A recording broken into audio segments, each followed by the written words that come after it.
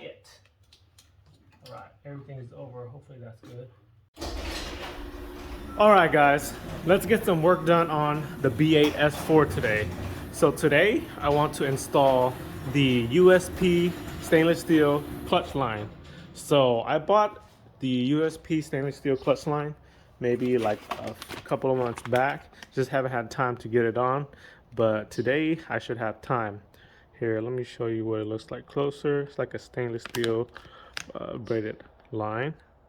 But anyways, this here should help prevent expansion, which should result in a proper and better clutch engagement / disengagement and smoother shift.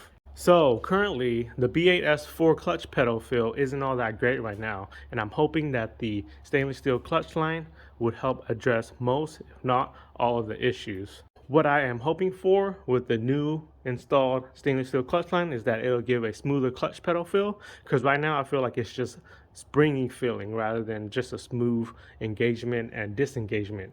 In addition to that, currently I feel like the engagement point on the clutch pedal is a little bit too low, and I hope that the stainless steel can probably and hopefully raise it up a little bit.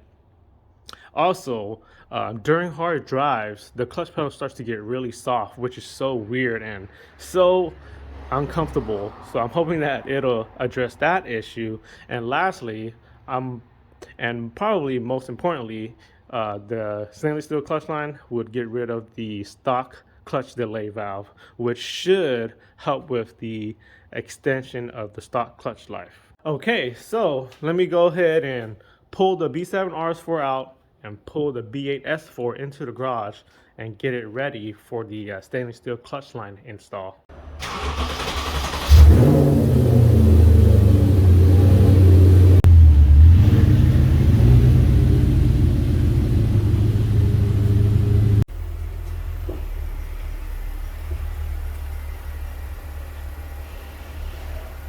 Alright guys, so before I get this USP stainless steel clutch line installed, I just want to say don't forget to subscribe to help support my channel and to stay updated on the builds.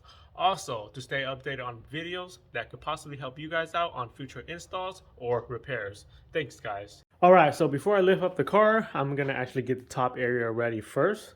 So the first thing we got to do is pop off this little rubber seal just by pulling it up here. After you pull this off, you have to take off this rain tray cover here, which is held in by these two large plastic screws, one on this side and one router on that side. Just unscrew that off, and then you can you should be able to pull off the rain tray by just pulling it out and up.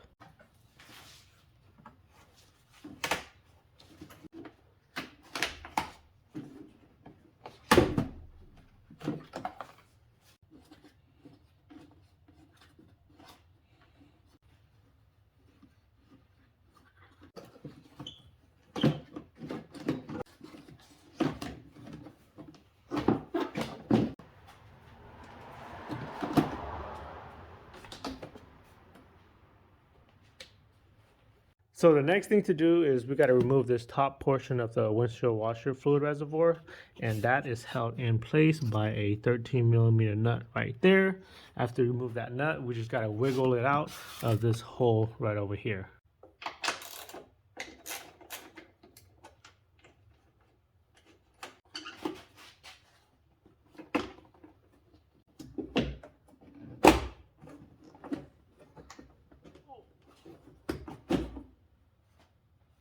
Okay, didn't know I had that much fluid in there and kind of leaked out.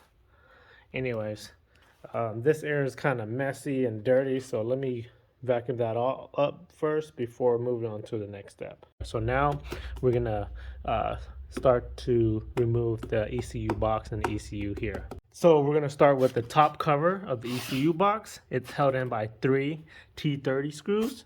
You have one right here, one right here, and another one right down there. Once you get those 3 removed, the top cover should be able to come off by lifting it up and pulling it out that way.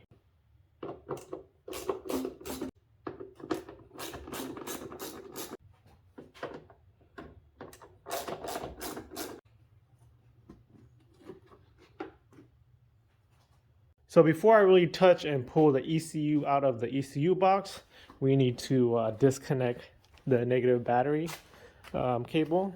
I've already done it. It's back here in the trunk, and the cable's already disconnected. So now we can go ahead and remove the ECU from the ECU box. But before we do that, we gotta unscrew this little negative ground cable right here, which I believe is a 10mm nut.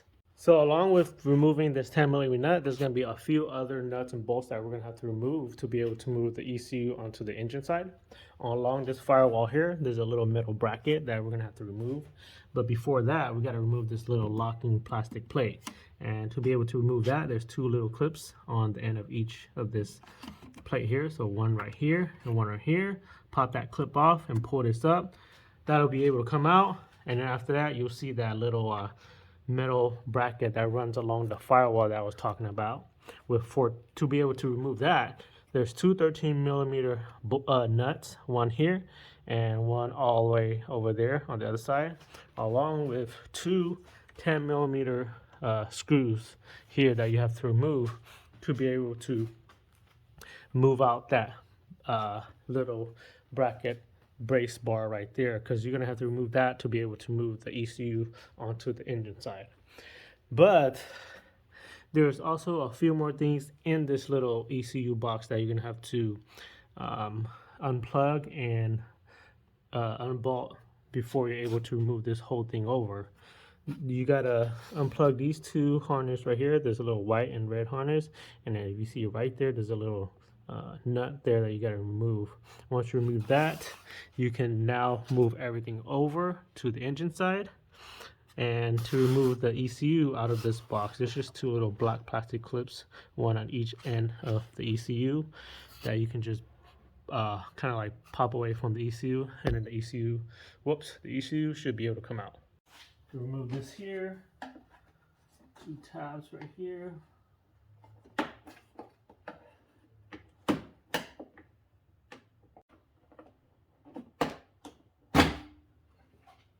10mm nut that holds this ground wire. Since I have the 10mm socket, I'm going to remove these two 10mm screws.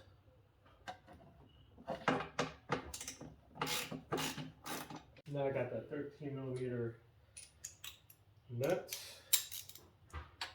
one on each side that hold that brace that I was telling you about.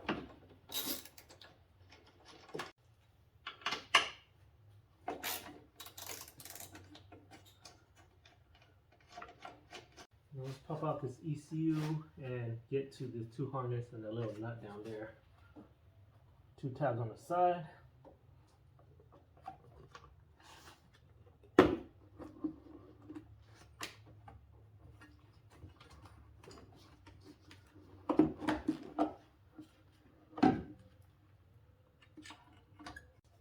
$10mm nuts. And two little harness here. Just push on this tab and the two harness should be able to come off.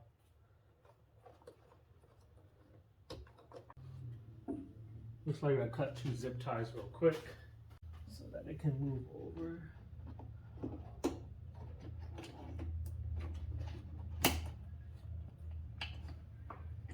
One there.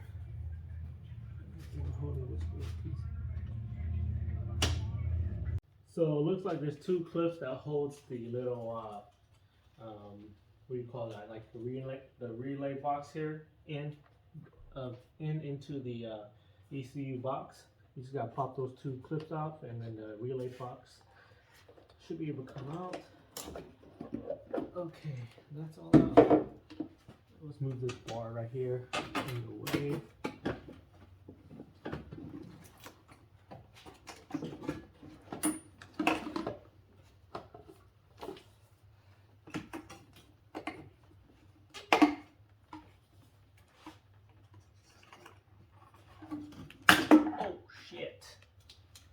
Alright, everything is over. Hopefully that's good.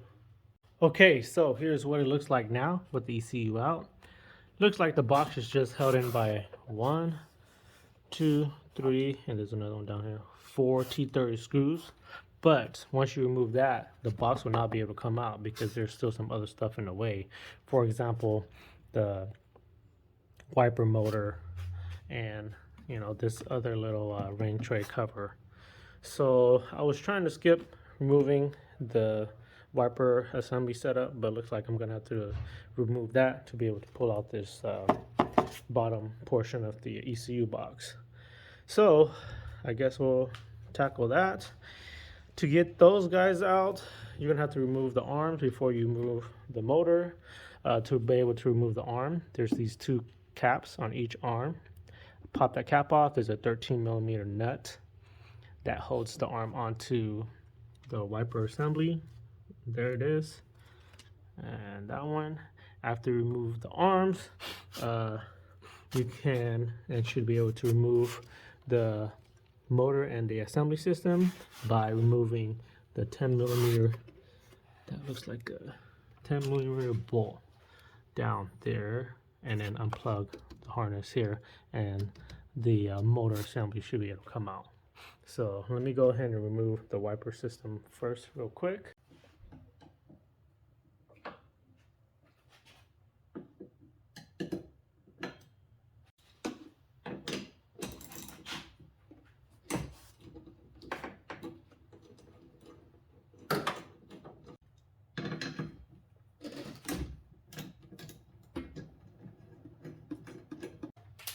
Gonna mark the arm real quick for double insurance.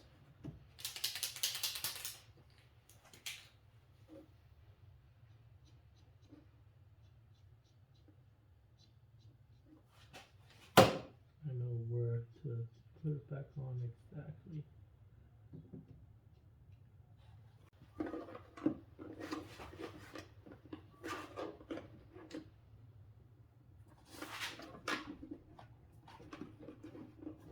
All right, so I had to get out the wiper assembly system off camera because it was quite a pain to take the arm off of the wiper motor and whatnot. But anyways, there's actually 3 10mm screws that hold the wiper motor onto or into the car. You got one right on this side, it's kind of hidden. The one I showed you earlier right here, and there was another one right over here that held the wiper motor assembly in. I was able to just tug it out and just kind of wiggle it out. Now, let's get to trying to take this lower portion of the ECU box out. I'm just gonna take a quick look at it and see how I'm gonna get that out. Okay, so that's the best I'm gonna get to be able to move the lower ECU box out of the way. It actually gives me a good amount of clearance to be able to see and look at the OEM clutch line. So let me show you guys right there. You see that connector right on the left side of that? That's the OEM clutch line. And you can see the big old clutch delay valve right there. So now let's go ahead and lift the car and check out what's under the car. All right, guys, car is jacked up and secured. See, it's starting to get dark there. So I've already kind of gotten it started. The first thing I did was remove the lower belly pan farther back that covers the transmission. So to take that off, there is 1, 2, 3 Phillips looking like type of screws. Then you have, I think, some T25 screws that hold this middle section and these 2 front section to the car. And then you have like some plastic pop-in screws that you gotta pop off, and that lower farther belly pan should be able to come out. It's already dark, so I think I'm just going to continue on the car tomorrow morning so that the visibility under the car is much better and you can see the OEM slave and the OEM clutch line. All right, guys, next day, and here's the OEM clutch line. It's kind of dark. Let me see if I can flash a light in there to show you. Okay, not bad, much better. So the line right there comes out right there, kind of just wraps around there and all the way around the transmission, and it comes back into the slave right there. So the new USP stainless steel clutch line, and get rid of all of that and just I'm gonna skip all of that routing and just route straight from up there into the slave cylinder. So what I'm going to do now is remove that clip right there, or pop out that clip right there to pull out the OEM line from the slave, like right there, and drain the fluid out of the hose, and then start to so a lot of people are saying that the OEM line is super hard to remove out of the car, so I'm gonna see what I can do. If not, I'm probably just gonna leave the line in the car, but we'll see. So first I'm gonna unclip it out of the slave cylinder and drain some fluid out of the hose. All right guys, just a quick update. So first thing I did was remove this bracket off of the transmission that holds the clutch line onto the transmission. It's just a 10 millimeter 12-point bolt, just like how you see it there. And then after that, I popped off the line by pulling off this clip with a pick tool. Let the fluid drain a little bit. As you can see in here, doesn't look that great, the fluid I mean, and it just capped it off. So now I think I'm gonna head back up to the top and remove the top hose off of the master cylinder, and then plug in the new stainless steel line into the master cylinder. So top portion of the hose is out. You can see I pulled off the clip right there, and I already pulled off the hose right there. And one really important thing is, you see right there, you want to make sure that that seal on that very tip of the hose is out as well, because if not, then it's going to get stuck in there and you're going to have issues with the clutch pedal being hard and no fluid being transferred through the new line. So make sure that that thick tip seal right there is out as well. Holy moly, got this mother rucker out. So I cut this guy into two pieces, as you can see here. So I cut it from the bottom of the car, right at the very portion of where the hose goes into the firewall. Cut that part out. That part was easy to come out, the bottom portion, and then the top portion was, oh my gosh, was not fun to get out. I had to kept going from the bottom and bending this guy by using a flathead and pushing it against, right up in that hole by bending it as much as I can. And I just put a vice grip on this side and just kept pulling, and finally it came out. Now I can start the new line, feeling much better that the old line is out. Also, here's a close-up of that seal that I was telling you about, to make sure that it's out of the master cylinder. All right guys, new line is in and all buttoned up. Now it's time for bleeding the system. So I actually routed through the stock hole where the stock line went through, and the way I did that was by fishing it through the bottom, through the hole of the firewall, and kind of like just making my way into this section here of where I needed to go. The line first originally came out behind the brake booster, and I was able to catch it with my fingers and just kind of like route it around and tuck it under the brake booster, and then was able to pull it out to this side and install it into the master cylinder. Now let me show you what the bottom looks like.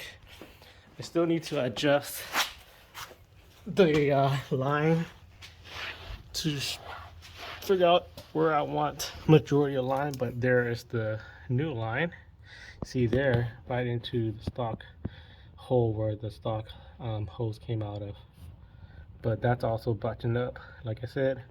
Now it's just time for bleeding the clutch system. All right guys, I now have a clutch pedal after bleeding the system. Check it out.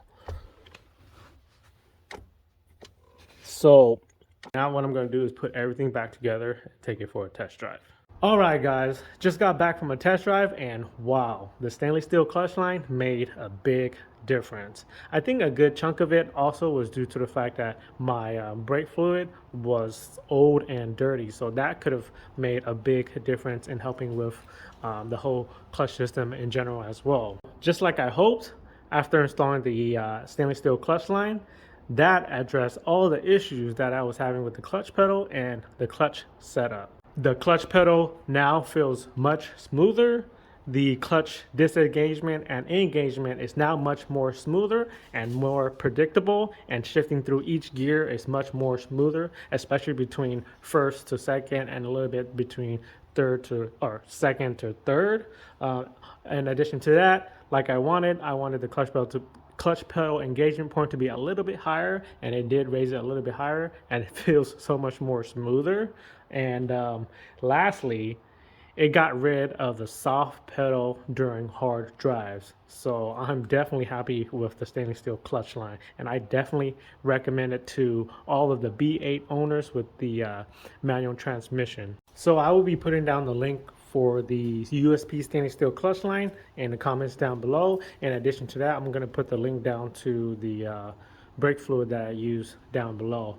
And also, I didn't show the bleeding process on this video because I feel like it's going to make the video so much longer. It's already pretty long, but I'm going to show the bleeding process in the next video, which is the JXB performance extended slave cylinder. So make sure you guys go check out that video if you guys want to see how I bled the clutch system too. So there it is, guys. That's how you install a stainless steel clutch line on a B8 S4. This should also work for all other models of the Audi B8 generation with the manual transmission. I try my best to get as much of the footage of the install as I can on video, and I hope that it can help you guys out. If you guys have any further questions, just comment it down below and I will try my best to help you guys out. Anyways, thank you guys for watching this video. Don't forget to subscribe to help support my channel, comment any sort of feedback to help my channel grow, and like this video if you guys find it helpful. Thanks guys. I will see you guys in the next video.